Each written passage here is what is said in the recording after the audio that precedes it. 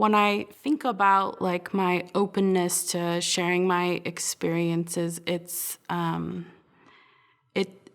been difficult. I think I've probably erred more on the side of keeping things close.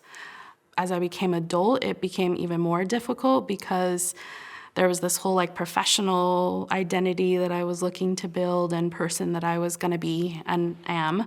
And so I think one example is it wasn't until probably just a few years ago that I felt working in the space that I work in criminal justice that I could talk about it, because my belief was that people wouldn't trust me if they understood that I had lots of family members that were a part of the criminal justice system. Like I think about if you've ever worked for a criminal justice agency or been like a volunteer or a contractor, there's these background packets that you fill out, and there's this part where you're supposed to disclose relationships with anybody that you know that's in prison or who has ever committed a felony or who's on supervision. And I always felt like, how many pages do you got? And like, could I do it? Should I do it? What would happen if I did? What would people think about me?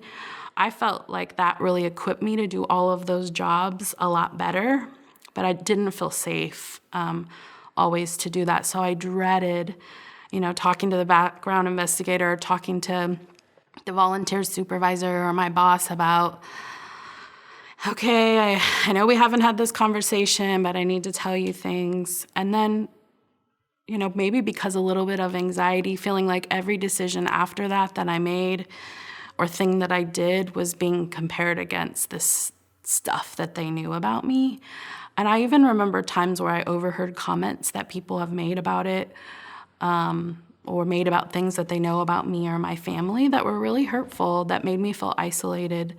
So even though I felt like I'm the exact right person to be working in this space, it didn't always feel safe or comfortable, or I didn't always feel like accepted or in the culture, like fit into the culture, specifically around like law enforcement agencies, more formal criminal justice agencies. And that's something that I would say over the last few years I've just been much more open about and really tried to advocate for how that impacts people and how important it is to be centering people with lived experience in the work and all of the invisible barriers and very intentional sometimes policies and procedures and barriers that people with lived experience have to navigate. So it's definitely a part of my story now.